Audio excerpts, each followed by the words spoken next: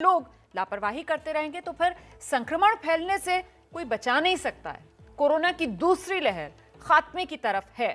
हर रोज लगातार संक्रमित लोगों की संख्या कम हो रही है, लेकिन इस बात की भी पूरी आशंका है कि भाई बहुत जल्द तीसरी लहर आ सकती है और लोगों की लापरवाही तीसरी लहर को ऐसा लग रहा है जल्द से जल्द आमंत्रित कर रही है।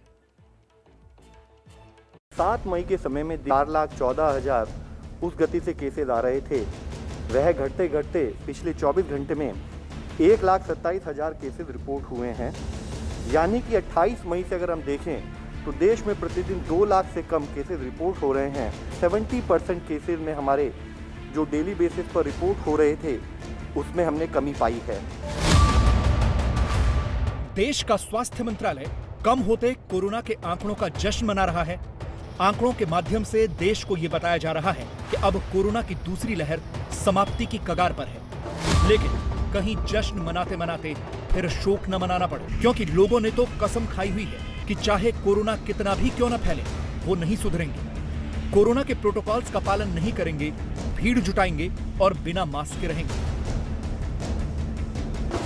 पहली नजर में आपको ये लग रहा होगा कि मई जून में ये होली कौन खेल रहा है, क्योंकि जो शख्स कंधे पर बैठाए गए हैं उन्हें पीले रंग के गुलाल से रंगा गया है। लेकिन हम आपको बता दें कि यहाँ होली नहीं खेली जा रही, बल्कि विधायक जी की बेटी की शादी का जश्न मनाया जा रहा है। ये वीडियो पुणे का है, जहां बीजेपी के विधायक महेश लाडंगे की बेटी की शादी से पहले जश्न मनाया जा रहा है। विधायक की बेटी की शादी 6 जून को है। उससे पहले एक समारोह हुआ तो विधायक जी भूल गए कि कोरोना का माहौल है और पूरे राज्य भर में लॉकडाउन लगा हुआ है। वीडियो में दिख रहा है कि समारोह में मौजूद कई लोगों ने तो मास्क भी नहीं पहना हुआ है।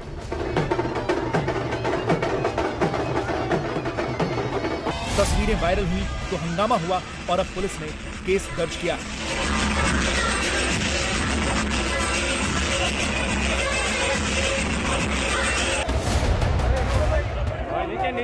सड़क पर जहां तक नजर जाएगी लोगों की भीड़ नजर आएगी। ये राजस्थान के जयपुर की तस्वीरें हैं। सैकड़ों लोगों की ये भीड़ एक जनाजे में शामिल होने के लिए सड़क पर निकल आई। ये हाल तब है जब राजस्थान में अनलॉक की प्रक्रिया अभी ठीक से शुरू भी नहीं हुई, लेकिन लॉक अनलॉक की यहां किसको परवाह। कोरोना काल में अंतिम संस्कार के तमाम नियमों को ठेंगा दिखाते हुए ये लोग जयपुर के रामगंज इलाके के एक समाजसेवी हाजी रफत अली खान के जनाजे में निकल पड़े। जिस समाजसेवी का निधन हुआ, कुछ समय पहले उन्होंने ही कोरोना संक्रमण को रोकने के लिए ईद का जुलूस टालने की अपील की थी और अब उनके जाने के बाद ये भीड़ जमा है।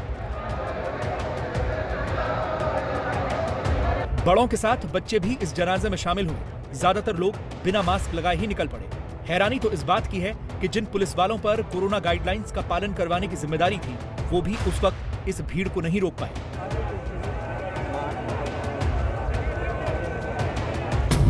आरोपियों में कांग्रेस विधायक रफीक खान भी शामिल हैं, लेकिन विधायक जी का कहना है कि वो तो भीड़ को कंट्रोल करने के लिए गए थे।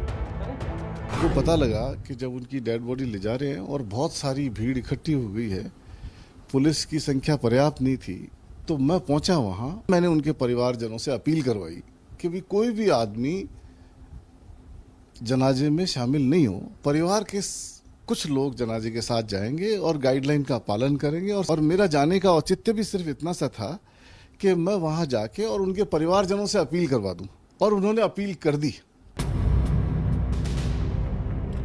विधायक कह रहे हैं कि वो खुद लोगों से भीड़ न लगाने की अपील कर रहे थे, लेकिन जयपुर पुलिस का कहना है कि विधायक रफीक खान की तरफ से सहयोग नहीं मिला, जिसकी वजह से उनके खिलाफ भी केस दर्ज हुआ है।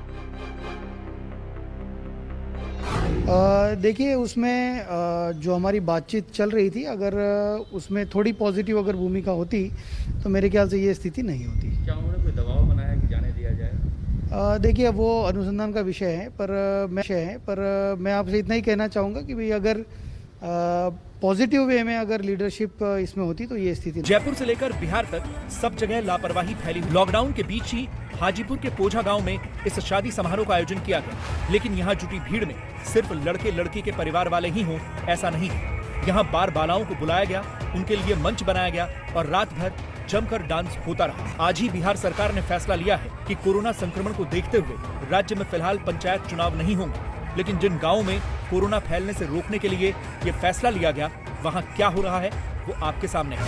सिर्फ बिहार ही नहीं, यूपी से भी ऐसी ही तस्वीरें सामने आई। गोंडा के टिपरहन गांव में इस शादी समारोह में भी सैकड़ों की भीड़ जुटी। डीजे और बार बालाओं के डांस के बीच कोरोना गाइडलाइंस की जमकर धज्जियां उड़ाई गई। लॉकडाउन के बावजूद यहां न सिर्फ 300 से ज्यादा लोग इकट्ठे हुए, बल्कि बिना मास्क और सोशल डिस्टेंसिंग के ये जश्न चलता रहा। ये लखनऊ का केडी सिंह बाबू स्टेडियम है, जहां वैक्सीन लगाने के लिए लोगों की भीड़ उमड़ी हुई है।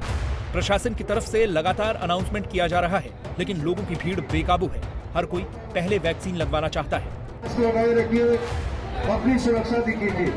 ये बात सही है कि भारत में दूसरी लहर अब खत्म हो रही है, लेकिन इस बात का भी ध्यान रखना होगा कि कहीं हमारी ये लापरवाहियां तीसरी लहर का कारण न बन जाए। और कोरोना की तीसरी लहर आने की पूरी आशंका है,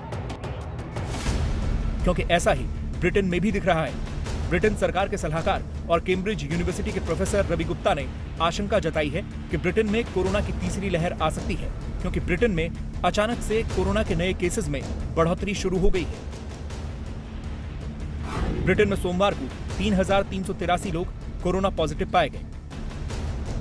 कैम्ब्रिज यूनिवर्सिटी के प्रोफेसर रवि गुप्ता ने कहा है कि वाकई फिलहाल मामले तो कम हैं, लेकिन सभी लहरें कम आंकड़े से ही शुरू होती हैं, लेकिन बाद में वो विस्फोट हो जाती हैं। इसलिए ये अहम बात है कि हमें यहाँ जो दिख रहा है वो शुरुआती लहर है।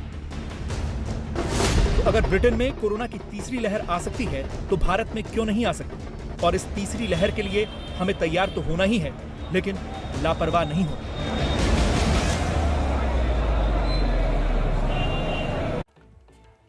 कोरोना को लेकर कुछ लोग अब भी इस भ्रम में हैं कि कोरोना उनका कुछ नहीं बिगाड़ सकता। ऐसे ही लोग लापरवाही बरत रहे हैं।